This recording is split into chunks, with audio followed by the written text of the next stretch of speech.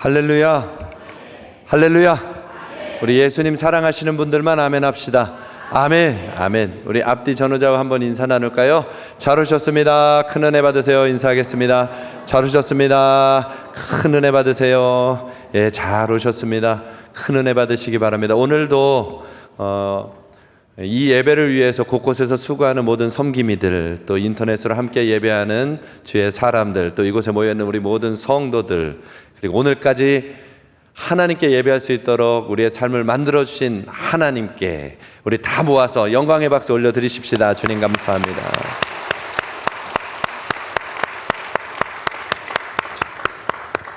우리 한 번 더 믿음 고백하고 시작하죠. 두 손을 가슴에 모으고, 하나님은 내게 좋으신 하나님이십니다. 하나님은 내게 부족함이 없으신, 실수가 없으신 하나님이십니다. 아멘. 이 믿음으로 살아가시기를 축복합니다. 오늘 말씀 다 전했습니다. 하나님은 우리에게 좋으신 하나님이십니다. 이것을 정말 믿으면 우리의 삶은 완전히 다른 생애가 펼쳐집니다. 이 믿음 위에 굳게 서는 날이 되기를 축복합니다. 한 졸업식장에 좀 건방진 학생이 하나가 나오는 겁니다. 졸업장을 수여하는데 짝다리를 잡고 서서 한 손으로 악수도 하지 않고 졸업장을 받는 것이죠. 사람들이 수근수근합니다. 저 학교까지 저렇게 졸업하면서 예의도 못 배웠나? 다 수근수근하면서 이 식장을 바라보고 있는데 그 사람이 한켠에서 내려오는데 쩔뚝이면서 내려오는 것이죠. 보니까 사고로 인해서 오른팔과 오른다리가 다 상해서 어쩔 수 없이 짝다리하고 의수를 껴서 주머니에다가 이렇게 넣어놓고 있는 모습이었던 것입니다. 겉만 보고 쉽게 얘기했던 비판이 이내 자신들의 잘못인 것으로 드러나게 되는 것이죠. 이 우리들의 모습들 같다 생각이 듭니다. 사람들은 너무 쉽게 비판하고 판단하며 살아갑니다. 또 우리가 놓여있는 현장도 쉽게 비판받고 판단받으면서 살아갑니다. 참 불편한 일이죠. 비판받는 것은 정말 불편한 일인데 그 일을 너무 익숙하게 당하고 살아간다는 것입니다. 비판이 원래 그렇습니다. 사전적 의미로 이렇게 되어 있어요. 잘못된 것을 지적하여 어떻게 말한다고요? 부정적으로 말한다. 비판은 그래서 기분이 나쁜 거예요. 부정적으로 말하니까. 근데 바꿔서 생각해 보면 비판을 하는 사람이나 받는 사람이나 그 일을 계속 하고 받으면 인생 자체도 마음도 부정적으로 변하여져 가는 것 같습니다. 그러니 사랑하는 성도 여러분들, 비판하기보다 칭찬하고 축복하며 살아가기를 바랍니다. 그런 주의 사람들 되기를 축복합니다. 여러분, 피할 수 없는 게 비판입니다. 이것을 잘 넘어서는 게 사람의 능력이지요. 비판 안 받고 싶으시죠? 제가 비법을 하나 알려드릴게요. 그리스 철학자 아리스토텔레스가 비판을 넘어서는 유일한 방법 그러면서 아무것도 하지 말고 아무것도 말하지 말고 아무것도 되지 않으면 비판받지 않는답니다. 아무것도 하지 말고 아무것도 말하지 말고 아무것도 되지 않으면 비판 안 받는데요. 바꿔서 말하면 뭘 해도 비판받는다 이 말입니다.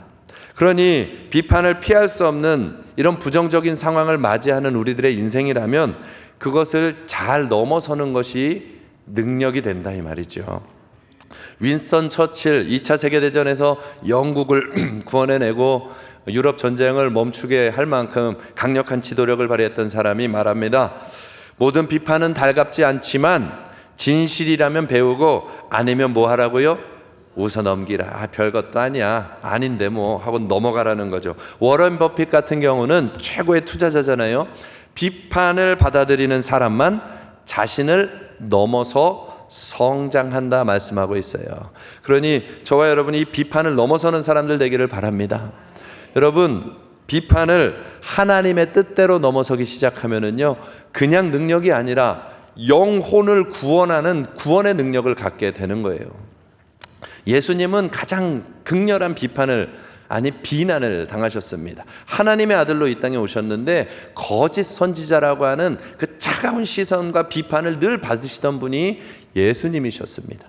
바리새인들이 예수님을 죽이려고 하지요. 그래서 예수님께 시험거리를 가지고 옵니다.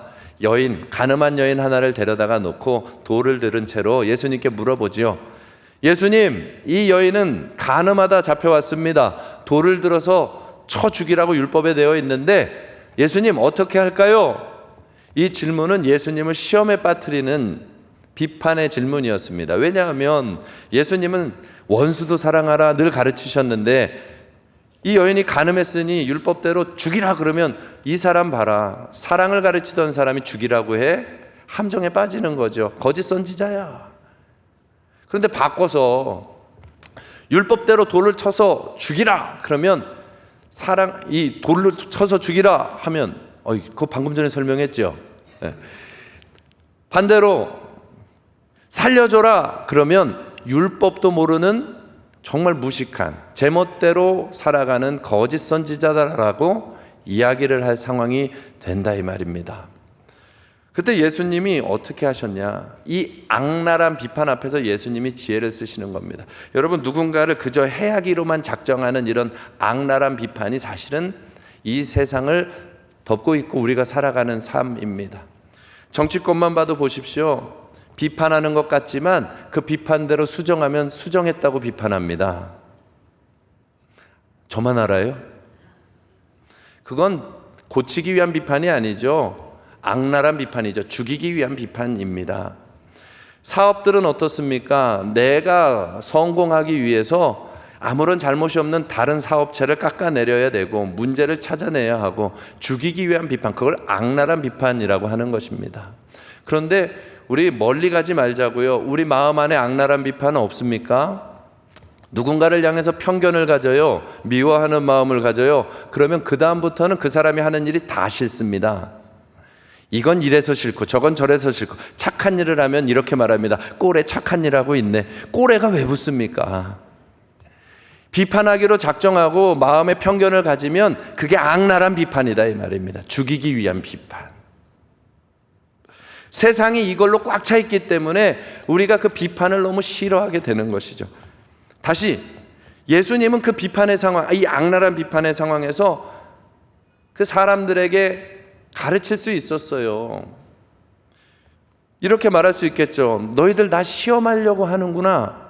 이렇게 말하면 이렇게 말할 것이고 저렇게 말하면 저렇게 말하려고 그렇게 해서 나 시험하려고 그러지 하면 그들 마음이 다 들켜버리니까 그렇게 비판하셔도 되는데 예수님은 그렇게 비판하지 아니하시고 그렇다고 그 비판의 자리를 피해서 소극적으로 도망가지도 않으시고 그 자리에 딱 서셨다가 고개를 숙이시더니 한 가지 일을 하십니다. 글을 쓰기 시작합니다. 그 강력한 공격 앞에서 글을 쓰고 있으니 사람들이 궁금해하지요. 뭐 하시나? 도대체 뭐 하시는 겁니까? 다시 일어나서 한마디 합니다. 너희 중에 죄 없는 사람이 돌을 들어 치라. 그리고 고개를 숙여 다시 씁니다. 뭘 쓰시나 하고 누군가가 이렇게 와서 보겠죠. 그랬더니 쓰고 계시는데 거기에 내가 전에 지었던 죄에 대한 율법의 항목을 이렇게 쓰고 계시는 겁니다. 깜짝 놀라서 돌아가는 거죠. 다음 사람이 왔습니다. 다음 사람이 뭘 쓰시나 했더니 예수님이 또 쑥쑥쑥 지우시더니 또 이렇게 쓰시기 시작하는데 그 사람이 보는 순간에 그 사람이 전에 지었던 율법의 죄의 항목을 쓰시는 겁니다. 너 이런 죄 졌지가 아니라 이렇게 쓰시는 겁니다. 또 놀라서 돌아갑니다. 하나, 둘, 셋, 다 돌아갑니다. 그렇게 했냐고요? 그건 제 상상입니다. 아무튼 주님이 쓰셨다 이 말이에요. 그리고는 다 찔려서 도망가고 주님은 그 자리에서 그들을 비판하시되 영원히 살아날 수 있도록 긍정적 비판을 하셨다 이 말입니다. 그게 능력이지요. 비판의 상황에서 함께 요동하며 무너지지 않고 하나님의 뜻을 세우는 지혜로 사람을 살려가는 것. 여러분, 오늘날은 비판의 소리가 너무 꽉 차 있는데 살리기 위한 비판보다는 죽이기 위한 비판만 넘쳐나고 있으니 우리의 마음을 이때 지켜나가야 하겠습니다. 주님의 지혜가 임하시기를 축복하고 예수님의 마음을 소유하게 되기를 축복합니다. 살리는 비판을 하는 것이지요. 여러분, 이 능력이 필요합니다. 오늘 이스라엘 백성들에게 특별한 일이 하나 벌어졌어요. 하나님의 강력한 비판이 주어지는 것입니다. 예레미야라고 하는 선지자가 유대 나라 왕국 제일 마지막 패망하기 직전 마지막 선지자로 나와서 외치기 시작합니다. 주변 강대국은 커져가고 나라는 힘들어져 가는데 이 혼란하고 망해가는 시기에 하나님의 경고의 말씀을 눈물로 전하는 것이죠. 하나님이 유대 나라 이스라엘 백성을 멸망시킬 것입니다. 예루살렘을 무너뜨릴 것입니다. 포로가 될 것입니다. 그리고 나서 말합니다. 이 이유는 오랜 세월 동안 이스라엘 백성이 범죄하고 하나님을 떠나고 우상 숭배했기 때문에 죄에 대하여 하나님께서 내리는 처벌입니다. 그리고 한마디를 더 하죠. 그러나 지금이라도 돌아오면 하나님이 전면 백지화 시켜 주시겠다고 합니다. 눈물로 하나님의 경고의 말씀을 비판하고 있는 것입니다. 그런데 이스라엘 백성들은 어려운 시절 혼란한 때를 살아가니 그 소리가 듣고 싶지가 않아요. 나라가 망해간다고, 우리가 멸망을 당한다고, 하나님의 백성이 포로가 된다고 듣고 싶지 않지요. 그래서 그 경고를, 그 비판을 밀어내고 거부한 순간 그들은 그 비판대로, 경고대로 멸망하고 말았다. 그게 오늘 말씀의 이야기입니다. 그래서 오늘은 이스라엘 백성 이 이야기를 교훈 삼아서 받으면 넘어섭니다 라는 제목으로 함께 은혜를 나누고자 합니다. 여러분, 비판받으면 넘어섭니다. 그런데 손가락질을 받으면 넘어선다는 게 아니라 비판을 내 마음 안에서 잘 받으면 넘어서게 된다는 것입니다. 그럼 어떻게 넘어설까? 첫째입니다. 한번 따라해 보시죠. 믿음으로 받고 순종으로 넘어선다.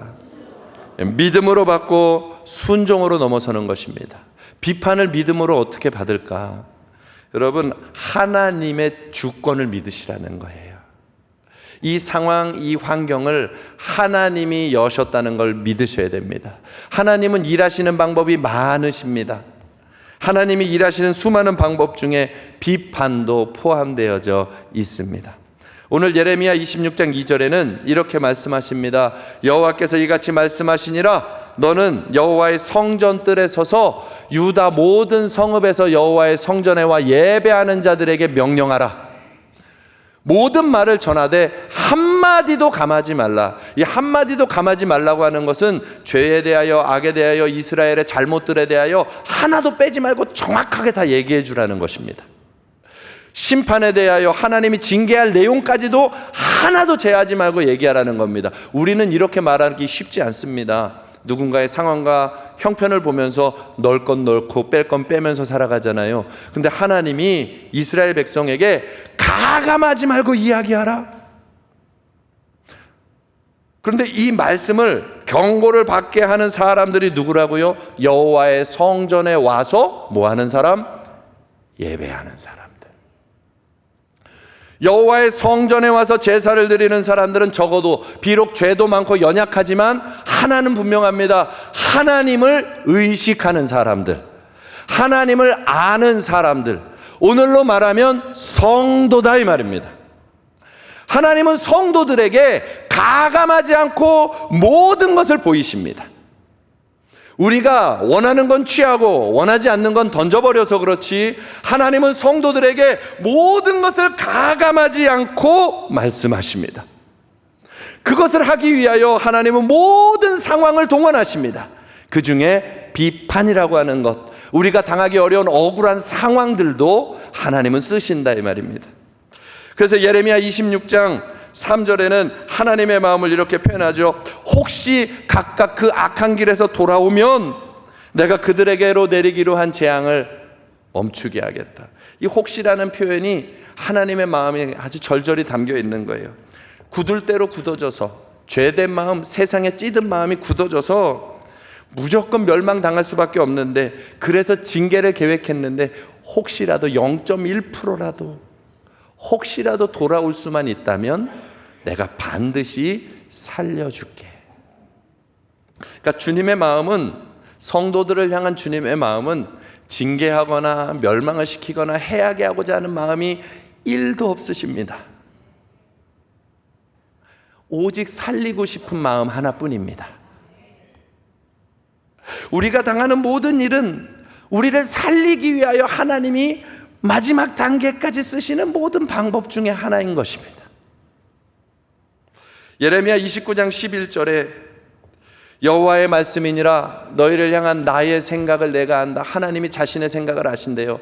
너희에게 평안이야, 재앙이 아니야, 미래와 희망을 주려고 하는 것이야. 여러분, 저는 이런 말씀 들을 때마다 가슴이 뛰어요.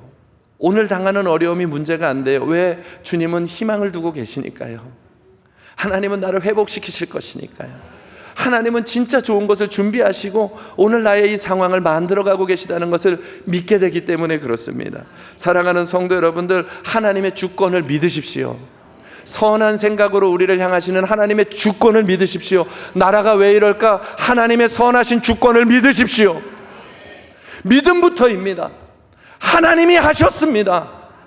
한번 따라해 보시죠. 주님이 하셨습니다. 주님이 하셨는데 어떻게 이래요? 여러분, 우리를 깨닫게 하려고 그렇게 하시는 겁니다. 이 나라를 바꾸시려고 그렇게 하시는 겁니다. 우리를 살리시려고 그렇게 하시는 겁니다. 주님이 하시는데 어떻게 악한 자들이 일어납니까? 주님이 하시는 겁니다. 하나님의 백성을 바벨론을 들어, 악의 악을 달려가는 바벨론을 들어 하나님의 백성을 치는 것도 하나님이 하시는 것입니다. 이 믿음, 굳건한 믿음, 비판의 상황, 비난의 상황, 어려움의 상황, 이 모든 것들이 오늘 내가 만나는 모든 상황이 하나님의 선하신 손길 안에 되어지고 있음을 믿는 것부터. 그래서 믿음으로 받으라 하는 거예요. 비판을 당하거든, 어려운 일을 당하거든 믿음으로 받으시라. 아, 하나님이 하셨습니다. 제가 마음에 참 후회가 되는 일이 몇 가지가 있지만 그 중에 하나는 청소년 시절에 이 어머니와 다투던 때입니다. 어머니가 계속 잔소리를 하십니다. 의견 갈등이 일어나는 것이죠. 그러니까 짜증이 나서 막 얘기하다가 얼떨결에 툭 튀어나온 말이 하나 있어요. 엄마가 해준 게 뭐야? 근데 그때는 화를 내지 않고 잔소리를 계속하지 않으시고 약간 침울해지시더라고요. 너무 크게 찔린 거예요. 너무 죄송하지요. 나에게 해준 게 뭐야? 새벽부터 밤늦게까지 나가서 일하시는 어머니인데, 나 잘 되라고 하시는 잔소리인데, 그 선한 의도를 한 방으로 말 한마디로 끝내버리는 거잖아요. 그렇다고 내가 그렇게 나쁜 놈은 아니에요. 그랬던 적이 있다 이거죠. 여러분, 선한 의도를 받아내지 못하면 다 잔소리에 불과하지만 선한 의도를 알고 받으면 다 감사가 되는 것이죠. 하나님이 나를 향하여 그러지 않으시겠습니까? 여러분을 주님이 사랑하는 성도라 부르셨습니다. 하나님께서 십자가에서 우리를 위해 당신을 내어주신 겁니다. 하나님의 경고는 명확합니다. 이대로 살면 죽는 거야. 세상 가운데 살면 죽는 거야. 죄 가운데 살면 죽는 거야. 하나님의 경고는 너무나 명확한데 우리를 죽이지 아니하시고 당신이 십자가 위에 달리신다 이 말입니다. 너의 죽음은 내가 가져간다. 너는 반드시 죽을 것인데 너의 죄는 내가 가져가니 이 죄로 다시 들어가지 말고 살아라. 오직 우리를 향하여 당신의 아들을 내어주시는 하나님의 사랑이 우리에게 향하고 계시다 이 말이에요. 그러면 아들까지 내어주신 분이 우리를 변화시키고 새롭게 하시기 원하신다면 어떤 것을 동원하지 못하시겠습니까? 하나님이 죽어서 나를 살릴 정도라면 하나님은 우리를 비판하게 해서라도 돌아서게 하고 어려운 상황을 만나게 해서라도 돌아서게 하고 그 모든 것은 예수님보다 작은 일들이기에 우리를 너무나 사랑하기에 하나님은 우리에게 모든 것을 허락하신다 이 말입니다.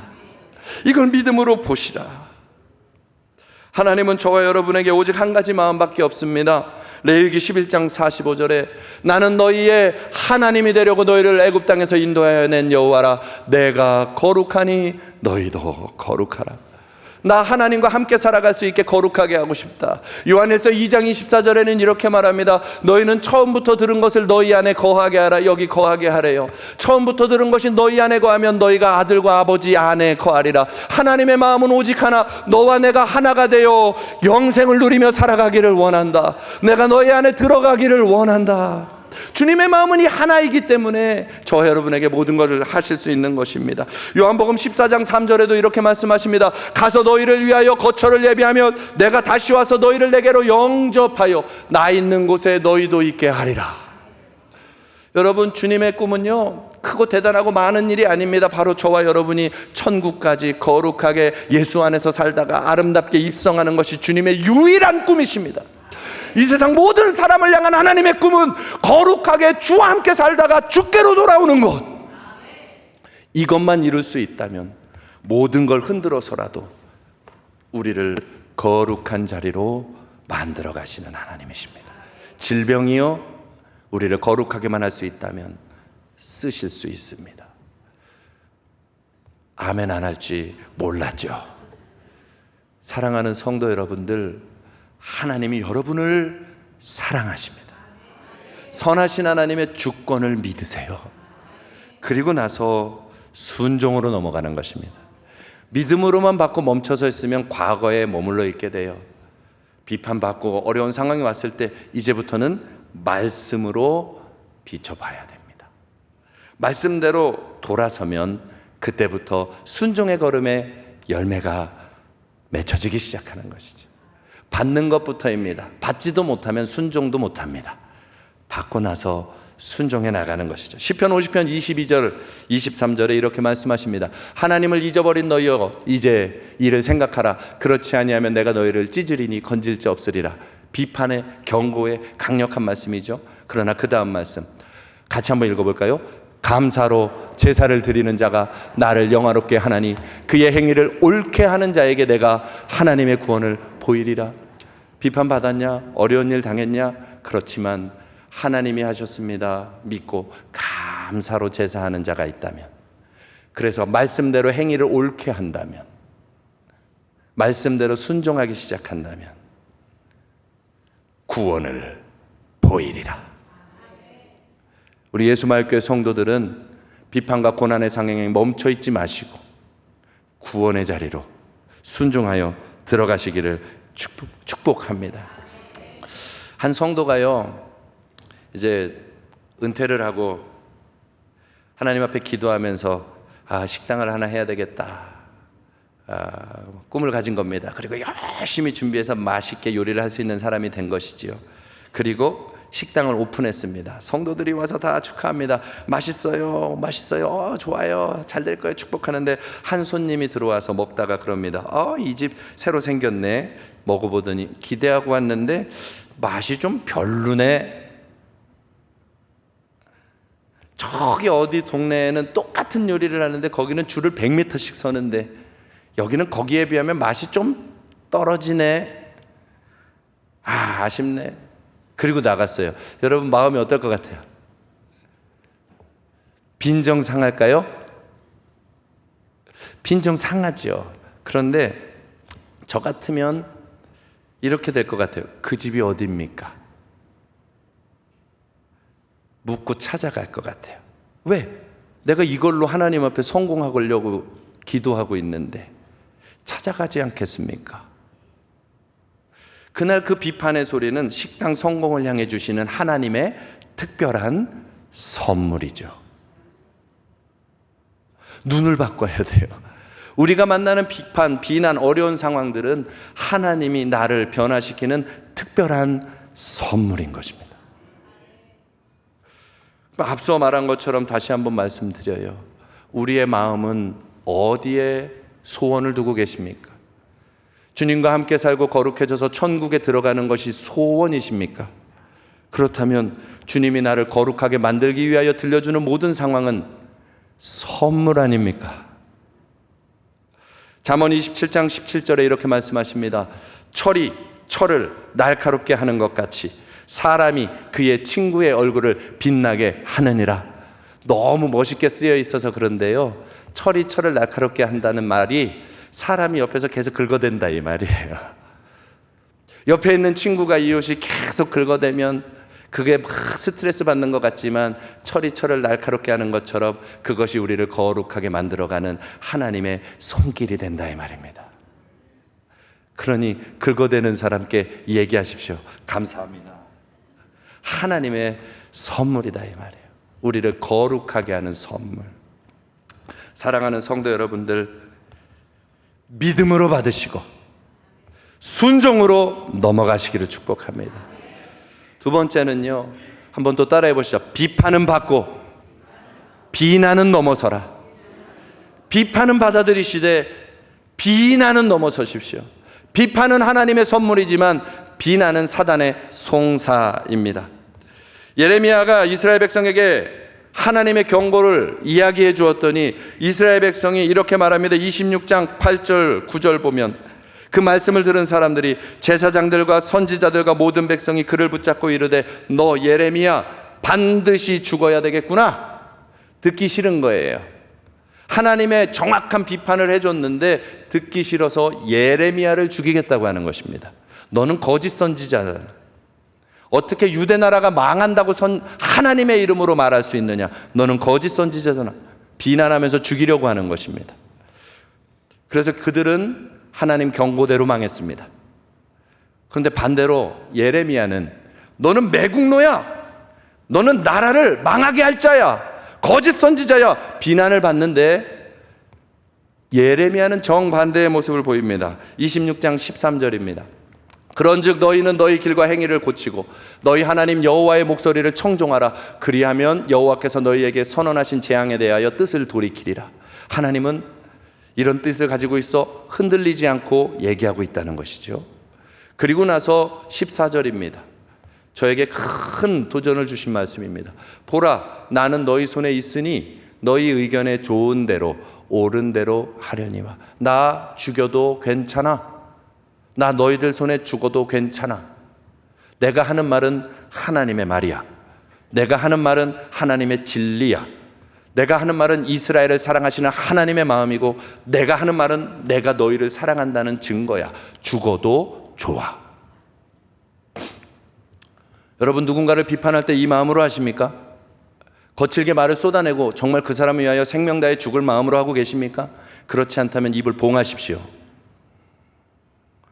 봉하십시오.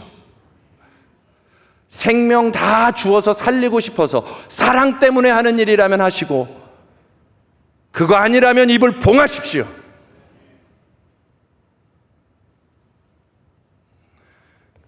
교만은 패망의 선봉입니다.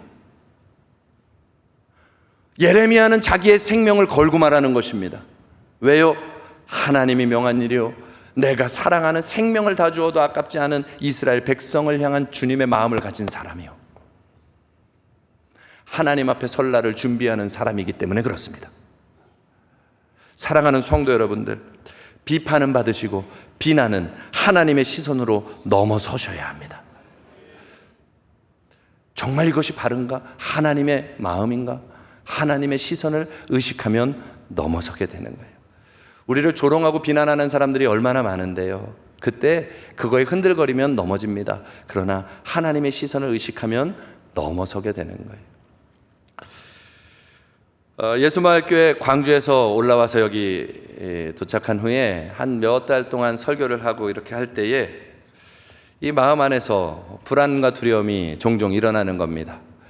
큰 목사님, 장하길 목사님 뒤를 감당해서 말씀을 전해야 되니까 부담감이 크고 사람들의 평가들에 대한 나도 모르게 의식하는 마음들이 자꾸 일어나고 불안하고 두려워지기 시작하는 것이죠. 잘할 수 있을까? 그리고 내가 사랑하는 우리 장하길 목사님은 내가 참 부러워하거든요. 이런 말씀을 들은 적이 있어요. 대전에서 부흥회를 하는데 다음 날 부흥회 둘째 날 다음 날 점심을 먹는데 꼬마 아이가 얘기를 해주더랍니다. 목사님, 어젯밤에 말씀 전하실 때요, 목사님 말씀 전하는데 천사들이 옆에서 같이 막 있는 것을 보았어요. 얼마나 부러워요. 야, 우리 목사님은 하나님이 보장해 주시는 목회자구나. 야, 너무 귀하다. 나도 그런 사람이 됐으면, 막 그런 마음이 있는 거죠. 그런데 여전히 부족하다고 느껴지고 마음이 그러니 두렵고 떨리는 겁니다. 잘할 수 있을까? 그런데 그렇게 지내던 어느 날 어느 성도에게 어느 다른 분의 간증을 전해주는 이야기를 듣는데, 목사님 이런 이야기가 들려왔어요. 그러더니 하시는 얘기가, 금요 철야 때 말씀을 전하시는데 예수님이 뒤에서 쫙 임재해 계시는 게 영안이 열려서 보였었대요. 그리고 목사님이 말씀을 전하시는데 예수님이 목사님 안에 들어오셔서 얼굴이 환하게 비치면서 말씀을 전하시는 것이 보였대요. 남의 얘기는 아멘을 안 해. 이게 그 부득불 한번 얘기하는 거예요. 하나님 앞에서 기도하면서 얘기 전합니다. 너무 위로가 되는 거예요. 아, 나도 써주시는구나. 그렇게 믿음이 생긴 거예요. 위로가 된 거죠. 그런데 하나님이 마음에 함구해라, 절대 말하지 마라, 때가 돼서 말해라 하는 마음을 막 그런 생각을 주시는 것 같아서 입을 꾹 담고 있는데 마음이 너무 좋은 거죠. 그러다가 얼마 전에 신방을 가다가 그 보았다고 하는 집에 신방을 간 겁니다. 그래서 그 이야기를 그분들이 나에게 얘기를 해주는 거죠. 오늘 이것도 허락받고 간증하는 겁니다. 얘기를 해주는데요, 그분들은 이랬다는 거예요. 목사님이 새로 오셔가지고 마음이 안 열려서 은혜를 못 받고 있는데 이러다가 교회를 떠나야 되는 거 아닌가, 막 이런 것까지 생각을 할 정도로. 그래서 하나님 앞에 예배 올라오기 전마다 기도를 하고, 하나님 좀 어떻게 좀 은혜 받고 싶어요. 목사님이 말만 하면 그냥 다 마음에 안 들어와요. 그러고 기도를 하고 올라왔는데, 그렇게 한 몇 주간을 그렇게 기도하고 올라온 그날 그 금요 철야 때 예수님이 임하시는 걸 본 거예요. 그리고 이렇게 들어와서 말씀하시는 걸 보면서 말씀대로 살아야 되는 거구나 하고 마음이 싹 사라졌다는 거예요. 그래서 알았어요. 아, 나 때문이 아니었구나. 아, 저 영혼과 저 가정을 살리기 위하심이었구나. 그래서 그게 너무 좋아가지고 예배가 끝날 때쯤에 가족 단톡방에다가 글을 남긴 거죠. 지금 예수님이 와 계시고 목사님 안에서 얘기하고 계셔. 단톡방에 올렸더니 그 단톡방에 딸에게서 문자가 하나 더 온 겁니다. 다다다다다. 근데 이제 말씀 끝나고 찬양 시작할 때 예수님이 떠나가셨네. 그러니까 그 가족 전체가 그날은 영안이 열려서 그걸 다 보고 있었던 거죠. 그 가정을 사랑하시는 주님의 방법이신 거죠. 근데 오늘 이 단에 예배하러 말씀을 전하러 오면서 특별한 사람? 아니, 그런 거 아닙니다. 그런 일이 없었어도 하나님은 늘 여기 계셨습니다. 그런데 진짜가 하나 있어요. 이 하나님의 시선을 확인하라는 거예요. 마태복음 18장 10절입니다. 마태복음 18장 10절 같이 한번 읽어보시겠어요? 삼가 이 작은 자 중에 하나도 없인 여기지 말라. 너희에게 말하노니 그들의 천사들이 하늘에서 하늘에 계신 내 아버지의 얼굴을 항상 배옵느니라. 아멘. 나만이 아니고요, 그분만이 아니라 지금 바로 여러분 옆에 주의 천사들이 여러분을 지키며 하나님이 불꽃 같은 눈동자로 여러분을 그렇게 지켜주고 계시다. 여러분은 하나님께서 십자가에서 당신을 내어주면서 사랑하는 가장 소중한 성도들이고 한 번도 포기하신 적이 없는 사람들. 그러니 비난과 비판과 어려운 상황에서 내 자신만 보지 말고 지금 하나님이 나를 어떻게 보고 계시는지, 나를 얼마나 사랑하시는지, 하나님이 나와 어떻게 함께하고 계시는지를 보시라 이 말입니다. 옆에 사람도 그런 눈으로 보는 거예요. 이거는요 지식이 아니에요. 진짜다 이 말입니다. 바로 내 옆에 있는 사람을 지금 주의 천사가 지키고 있다. 그러면 함부로 비난할 수 있겠습니까? 함부로 평가할 수 있겠습니까? 함부로 판단할 수 있겠습니까? 주님이 보고 계신다 이 말입니다. 이건 진짜입니다. 오늘 이거 말하라고 이 말씀을 전하는 것입니다. 여러분들 하나님이 집중하여 지켜보고 있는 소중한 사람들입니다. 이 시선을 가지시고 주와 함께 사시는 겁니다.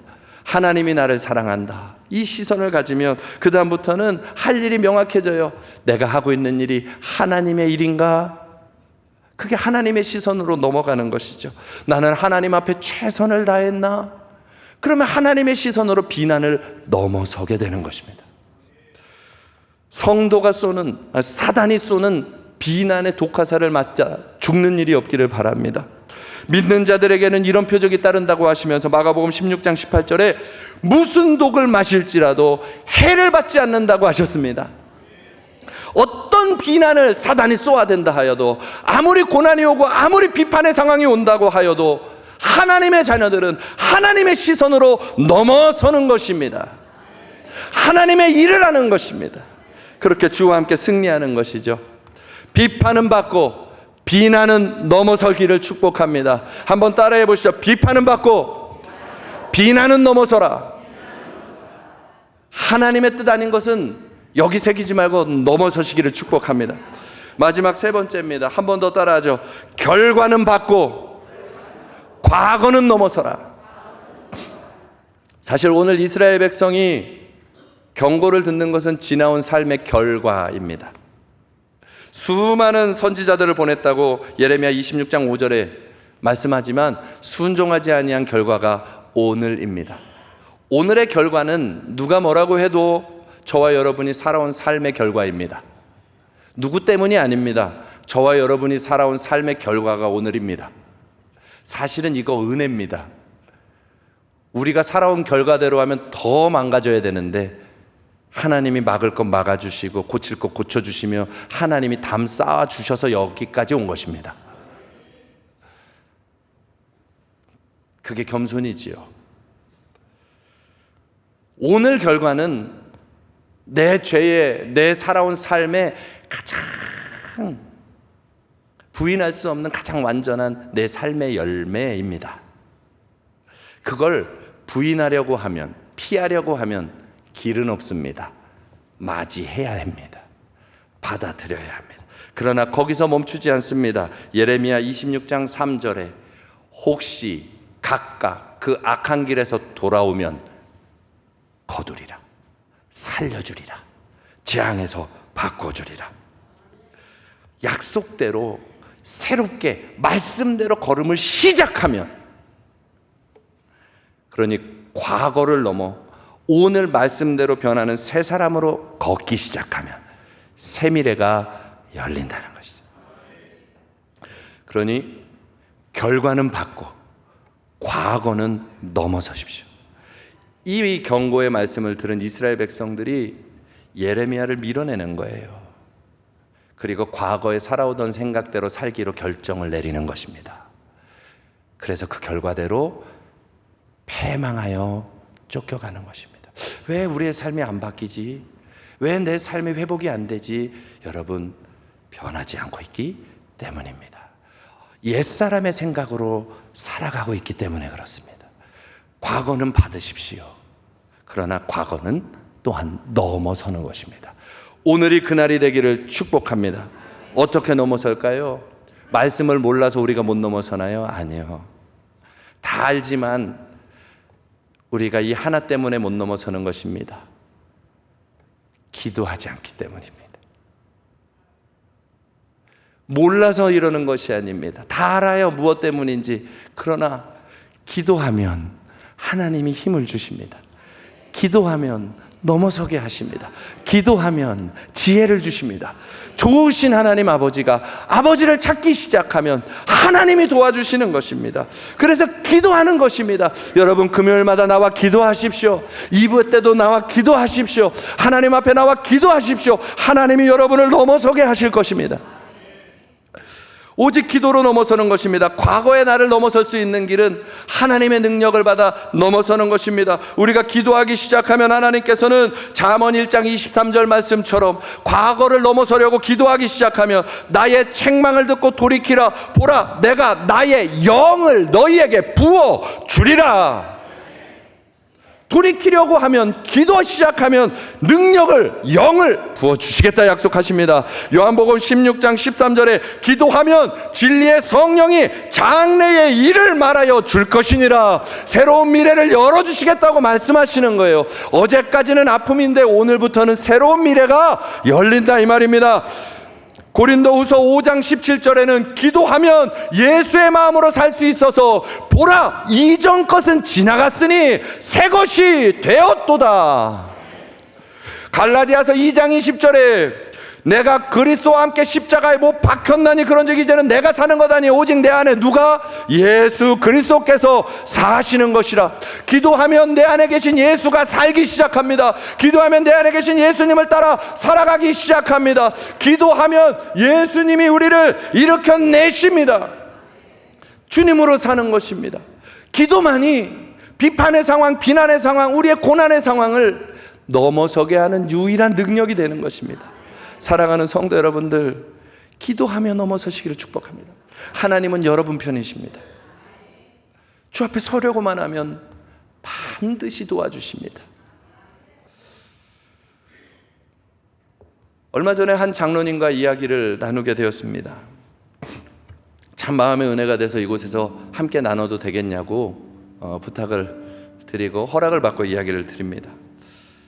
어머니가 90세가 훌쩍 넘은 노모이십니다. 병원에 입원하셨어요. 그런데 이제 그 어머니를 모실 사람이 없고 시설로 보낼 수는 없고 오히려 이 장로님이 마음에 어머니를 집으로 모셔야 되겠다 하는 마음으로 모신 거죠. 굉장히 사실 효자시거든요. 누구한테나 다 잘하십니다. 그런데 집에 모시고 온 그 순간부터 이 어머니에게 장에 염증이 생겨가지고 밤새 설사를 하시는 겁니다. 그래서 깨끗이 씻어드리고 자리를 고쳐드리고 기저귀를 갈아드리고 씻겨드리고 나서 이제 잠 좀 자려고 하면 조금 있으면 6, 7번씩 그 일을 하니까 너무 힘든 거죠. 잠을 못 자니까요.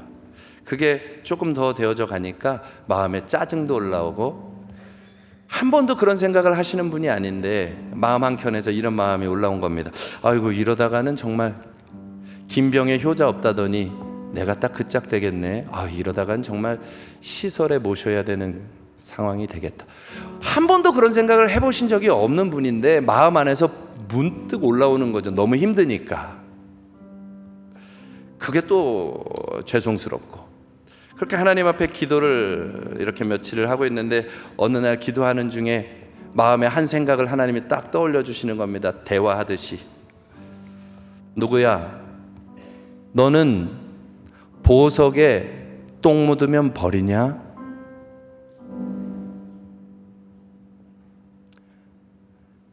그 한 문장의 마음에 하나님의 경고를 명확하게 받은 것이죠. 비판을 받으신 겁니다. 누구야? 너는 똥 묻은 보석에 똥 묻으면 버리냐?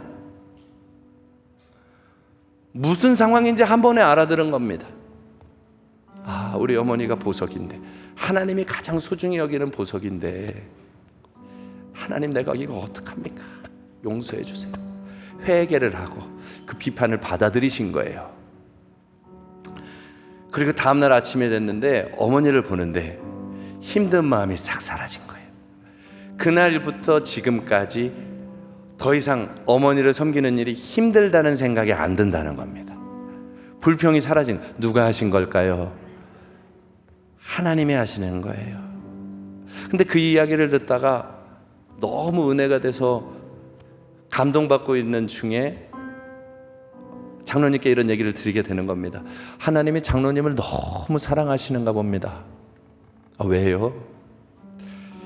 장로님이 워낙 귀한 보석이라 장로님도 모르는 곳에 묻어있는 그 똥, 어머니 모셔서 나도 모르게 감춰져 있던 그 마지막 똥까지도 장로님 보석 같은 그 신앙에 묻어있는 그 작은 똥 하나도 마지막까지 제거해 주시려고 이 상황을 맞이하게 하셨나 보네요.